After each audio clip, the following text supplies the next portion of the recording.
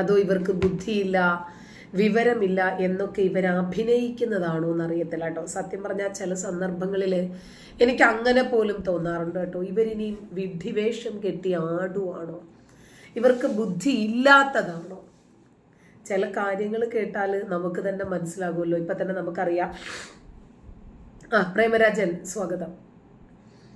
ചില കാര്യങ്ങൾ കേട്ടാൽ നമുക്ക് തന്നെ പെട്ടെന്ന് ഇപ്പോൾ ഒരു സാമാന്യം ബുദ്ധിയുള്ള ഒരു ചെറിയ ഒരു കുട്ടിക്ക് പോലും കേട്ടാൽ ഉടനെ തന്നെ കാര്യം മനസ്സിലാകും. ഇവരെമാതിരി വിവരക്കേടാണ് ഈ പറയുന്നതെന്ന്. എന്നാലും ഇവർക്ക് മാത്രം മനസ്സിലാകാത്തതാണോ എന്നറിയത്തില്ല. ആരിഫെ ഞാൻ കണ്ടു, വീഡിയോ കണ്ടു. ഇവർക്ക് മാത്രം മനസ്സിലാകാത്തതാണോ അതോ ഇനിയിപ്പം അന്ധമായിട്ടുള്ള ഒരു മതവിജ്ഞാനം മനുഷ്യന്റെ തലച്ചോറിൽ ഇൻബിൽറ്റ് ചെയ്യപ്പെടുന്നതാണോ അതോ പിന്നീട് അവര് സാഹചര്യങ്ങൾ കൊണ്ട് ക്രിയേറ്റ് ചെയ്യുന്നതാണോ എന്നറിയില്ല.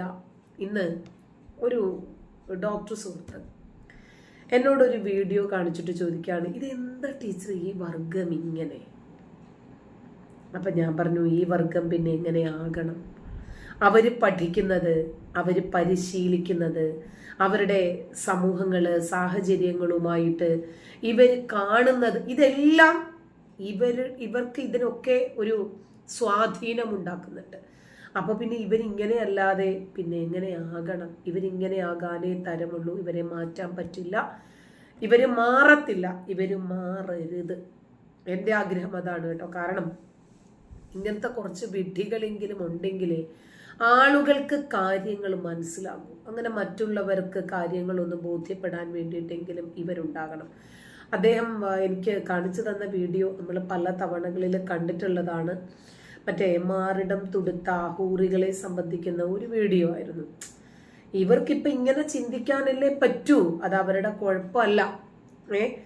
അപ്പോ അവരുടെ ഭോഗവും അതുമായിട്ട് ബന്ധപ്പെട്ട കാര്യങ്ങൾ പഠിക്കുന്നു, അവരത് കേൾക്കുന്നു, അവരുടെ സാഹചര്യങ്ങളിൽ അവരത് പരിശീലിക്കുന്നു. അപ്പൊ പിന്നെ അവർക്ക് അങ്ങനെ ചിന്തിക്കാനേ പറ്റുള്ളൂ കേട്ടോ. ആ വീഡിയോ നമ്മൾ കേട്ടിട്ടുള്ളതാണ്, എന്നാലും ഒന്നുകൂടി ഒന്ന് കേൾക്കുക.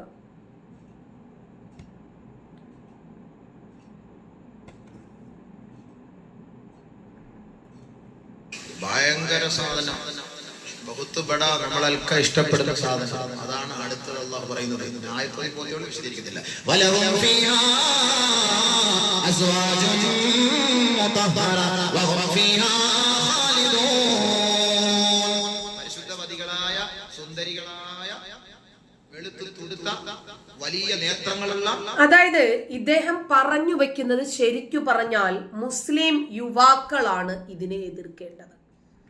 നമ്മൾ എല്ലാവരും ആഗ്രഹിക്കുന്ന, നമ്മൾ എല്ലാവരും പ്രതീക്ഷിക്കുന്ന, നമ്മൾ എല്ലാവരും സ്വപ്നം കാണുന്ന ബഹുത്തു ബെഡാ സാധനമാണ് അള്ളാഹു അവിടെ കാത്തുവച്ചിരിക്കുന്നത് എന്ന് പറഞ്ഞിട്ട് സ്ത്രീകളുടെ മാറിടവും നിതംബവും വല്ലാതെ ഇദ്ദേഹം നിന്ന് വിവരിക്കുകയാണ്. എല്ലാ മുസ്ലിം പുരുഷന്മാരും 5 നേരം ഉച്ചയും കുത്തി മറിയുന്നതും 30 ദിവസം ഏതാനും മണിക്കൂർ പട്ടിണിയിരിക്കുന്നതും സക്കാത്ത് കൊടുക്കുന്നതും മക്കയിൽ പോയി ഹജ്ജ് ചെയ്യുന്നതുമൊക്കെ ഈ പെണ്ണുങ്ങളുടെ മുലകൾക്ക് വേണ്ടിയാണോ? പെണ്ണുങ്ങളെ അല്ലാഹു തആല എങ്ങനെയുണ്ട് വിശദീകരിക്കാൻ ഞാനില്ലേ അത് ഒരുപാട് സൂറത്തുൽ വാഖിയയും സൂറത്തുൽ റഹ്മാനും ഒക്കെ എടുത്തങ്ങോട്ട് വീശറിയാണ് ആ സാധനങ്ങൾ ഇങ്ങനെ ഇറങ്ങി വരുന്നത് പോലെ തൽക്കാലം അങ്ങനെ ഇരിക്കട്ടെ. പിന്നെ എപ്പോഴെങ്കിലും അല്ലാഹു പറഞ്ഞാൽ പ്രശ്നമാണ്. അപ്പൊ അതുകൊണ്ട് അല്ലാഹു അത് വലഹും ഫീഹാ അസ്വാജുൻ മുതഹറയാണ്, പരിശുദ്ധവതികളായ പെണ്ണാണ്. ഹൈദ്, നിഫാസ്, മലമൂത്ര വിസർജനം, ദുർഗന്ധം വമിക്കുന്ന വിയർപ്പ്, ഇതുപോലുള്ള പ്രശ്നങ്ങളോ കാര്യങ്ങളോ ഒന്നുമില്ലാത്ത സുന്ദരികളായ പെണ്ണുങ്ങൾ. നമ്മൾ വിചാരിക്കും ഈ ഒരാളോ 2 പേരോ ഒക്കെ ഇങ്ങനെയൊക്കെ പറഞ്ഞു കഴിഞ്ഞാല് ഇതിനെയൊക്കെ എടുത്ത് വിമർശിക്കേണ്ട കാര്യമുണ്ടോ? ഇത് നമ്മുടെ മതഗ്രന്ഥത്തിലുള്ളതാണ് കേട്ടോ. ഇവരെ കുറ്റം പറഞ്ഞിട്ട് ഒരു കാര്യവുമില്ല, ഇവര് നിരപരാധികളാണ്. അടുത്തത് സമപ്രായക്കാരികളായ സ്തനങ്ങൾ പൊങ്ങി നിൽക്കുന്ന സ്വർഗീയ തരുണിമണികൾ. അല്ല, ഈ മുസ്ലിം പുരുഷന്മാരോട് ചോദിക്കട്ടെ, സ്തനങ്ങൾക്ക് ലൈഫിൽ ഇത്രമാത്രം പ്രാധാന്യമുണ്ടോ? ചോദിച്ചു പോകുന്നതാണ് കേട്ടോ, ചോദിക്കണം എന്ന് വിചാരിച്ചിട്ടുള്ളതല്ല.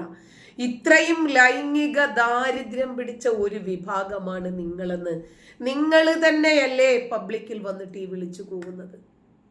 ഇതൊക്കെ ലോകത്തുള്ള എല്ലാ സ്ത്രീകൾക്കുമുണ്ട്. എല്ലാ പുരുഷന്മാരും വിവാഹിതരായവർക്ക് കാര്യങ്ങളൊക്കെ അറിയാം.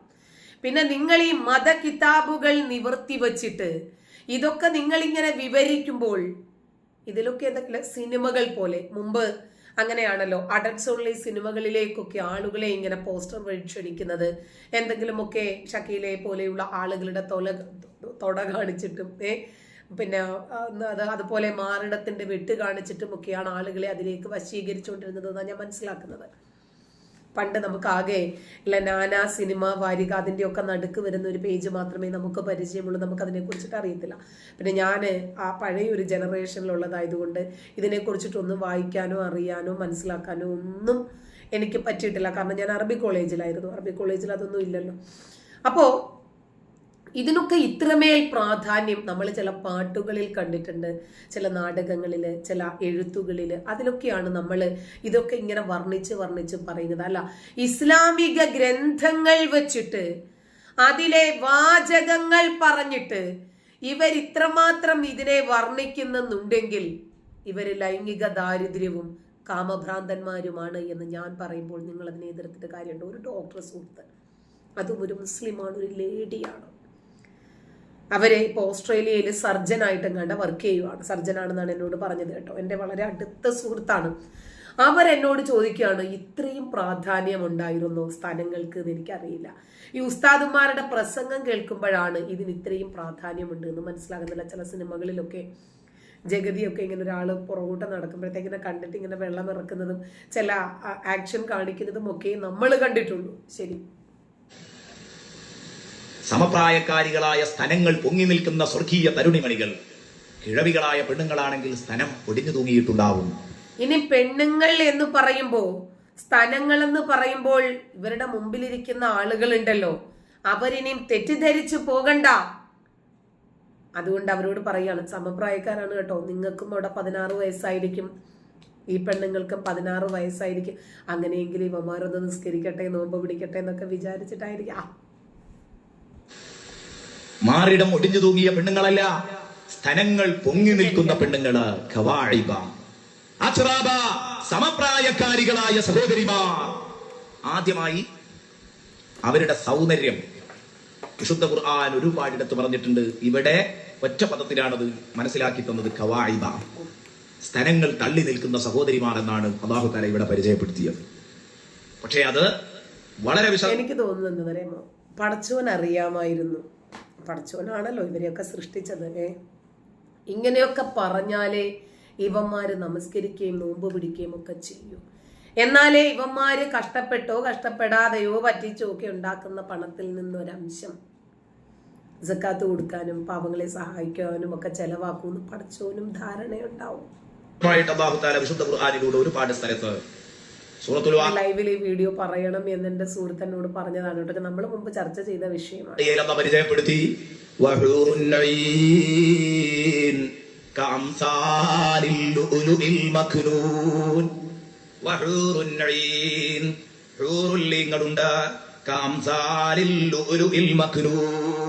സ്വർഗീയ തരുണിമണികള്. ചിപ്പിക്കകത്തൊളിപ്പിക്കപ്പെട്ട മുത്തുപോലെയുള്ള സ്ത്രീകള്, ചിപ്പിക്കകത്തൊളിപ്പിക്കപ്പെട്ട. ഇവിടുത്തെ ഒരു വിരോധാഭാസം എന്താണെന്ന് അറിയാമോ? സ്ത്രീകളെ ഇത്രയധികം വർണ്ണിച്ച് പുരുഷന്മാരെ ഇങ്ങനെ കോൾമയിർ കൊള്ളിക്കുമ്പോൾ, അതല്ല പടച്ചോനെ, സ്ത്രീകൾക്കും എന്തെങ്കിലുമൊക്കെ എവിടെയെങ്കിലുമൊക്കെ തള്ളി നിൽക്കുന്ന ആരെങ്കിലും പടച്ചോൻ കൊടുക്കേണ്ടതായിരുന്നില്ലേ? എവിടെയെങ്കിലുമൊക്കെ തള്ളി നിൽക്കട്ടെ, പോട്ടെ. സ്ത്രീകൾക്ക് മുലകളും നിതംബവും തള്ളി നിൽക്കുന്നുണ്ട് എന്നൊക്കെ പറയുന്നുണ്ടല്ലോ. അവരെങ്ങാനും ഒന്ന് കൈ പുറത്തേക്ക് കാണിച്ചു കഴിഞ്ഞാൽ പിന്നെ സൂര്യൻ ഉദിക്കണ്ടെന്നാ പറഞ്ഞത്. ശരി, അവരെങ്ങാനും സമുദ്രത്തിലേക്കൊന്ന് തുപ്പിക്കഴിഞ്ഞാൽ പിന്നെ സമുദ്രം മൊത്തം മധുരമുള്ളതായി മാറുമെന്നാ പറഞ്ഞത്. മുത്തുച്ചിപ്പി അല്ല കേട്ടോ, മുത്തിനകത്ത് ഒളിപ്പിക്കപ്പെട്ട ചിപ്പി പോലെയുള്ള ഇത്. അപ്പോൾ അതുപോലെയുള്ളതാണ്. അങ്ങനെ വർണ്ണിച്ച് ഇവന്മാരെ കൊണ്ട് ഉച്ചയും കുത്തി മറിയിപ്പിക്കാനും അതുപോലെ സ്ഫോടക വസ്തുക്കൾ ശരീരത്തിൽ വെച്ചിട്ടൊന്ന് പൊട്ടിത്തെറിക്കാനും ഒക്കെ അള്ളാഹു പ്രേരിപ്പിക്കുവാണ്. ഇങ്ങനെ പറയുമ്പോഴാണ് നമുക്കിതിനകത്ത് വിമർശനമുള്ളത്. സ്ത്രീകളെ ഇത്രയധികം വർണ്ണിച്ച് പുരുഷന്മാരെ കൊണ്ട് ആരാധിപ്പിച്ച് ആരാധനകൾ പിടിച്ചു വാങ്ങുമ്പോൾ സ്വാഭാവികമായും അള്ളാഹുവിൻ്റെ സൃഷ്ടിപ്പിൽ ആണുമുണ്ട് പെണ്ണുമുണ്ടല്ലോ, രണ്ടുപേരെയും പറയണ്ടേ? രണ്ടുപേർക്കും കിട്ടുന്നത് വിശദീകരിക്കണ്ടേ? അള്ളാഹു ആകാശം പറയുമ്പോൾ ഭൂമി പറയാറുണ്ട്, കടല് പറയുമ്പോൾ കര പറയാറുണ്ട്, മനുഷ്യരെ പറയുമ്പോൾ മൃഗങ്ങൾ പറയാറുണ്ട്, സ്വർഗത്തെക്കുറിച്ച് പറയുമ്പോൾ നരകത്തെക്കുറിച്ച് പറയാറുണ്ട്, ശിക്ഷയെക്കുറിച്ച് പറയുമ്പോൾ രക്ഷയെക്കുറിച്ച് പറയാറുണ്ട്. അപ്പൊ ഇങ്ങനെയൊക്കെ പറഞ്ഞു വരുമ്പോൾ സ്വാഭാവികമായിട്ടും നമ്മൾ ചിന്തിക്കില്ലേ, അതെന്താ പടച്ചോൻ അങ്ങനെ കാണിച്ചത്? സ്ത്രീകൾക്കും എന്തെങ്കിലുമൊക്കെ കിട്ടുന്നതിനെ സംബന്ധിച്ച് പടച്ചോൻ പറയണ്ടായിരുന്നു എന്ന്. ഇനി ആണുമല്ല പെണ്ണുമല്ലാത്ത ഒരു വിഭാഗത്തെയും അള്ളാഹു സൃഷ്ടിച്ചിട്ടുണ്ടല്ലോ. സത്യം പറഞ്ഞാൽ പടച്ചോൻ ഇതിനെ കുറിച്ച് ഒരു ഐഡിയയും ഇല്ലായിരുന്നു കേട്ടോ. ചിലപ്പോൾ ചില ആളുകൾ കറി വെക്കും, ഒരു ധാരണയും ഇല്ലാത്ത ഒരു കറി, അത് എന്തെങ്കിലുമൊക്കെ അങ്ങോട്ടാകും. എൻ്റെ മോന് ഞാനില്ലെങ്കിൽ എന്തെങ്കിലുമൊക്കെ ഒരു കറിയൊക്കെ വെക്കാറുണ്ട്. അവ നോക്കുമ്പോൾ ഉലുവപ്പൊടി ഇരിക്കുന്നു, അതെന്താ ചിക്കനിൽ ഉലുവ ഇട്ടാല്, അതെന്താ ജീരകം ഇട്ടാല്, ഞാൻ പറഞ്ഞു മോനെ അത് ഇടണ്ട മോനെ, അത് ഇടുമ്പോൾ ഒരു പ്രത്യേക ടേസ്റ്റ്, അതെന്താ ഇട്ടാല്. അവസാനം അവൻ മിഠായി തിന്നുകൊണ്ടിരുന്നാൽ മിഠായി വരെ ഇടിച്ച് ചതച്ചവൻ ആ കറിക്കകത്തില്ല, എന്നിട്ട് എന്തെങ്കിലും ഒരു കറിയായിട്ട് മാറും എന്ന് പറയുന്നത് പോലെ പടച്ചോൻ ഒരു ധാരണയും ഇല്ലാതെ മനുഷ്യനെ ഉണ്ടാക്കാൻ തുടങ്ങി. എന്തൊക്കെയോ അങ്ങോട്ട് ആയിപ്പോയതാണെന്ന് ഞാനും പലപ്പോഴും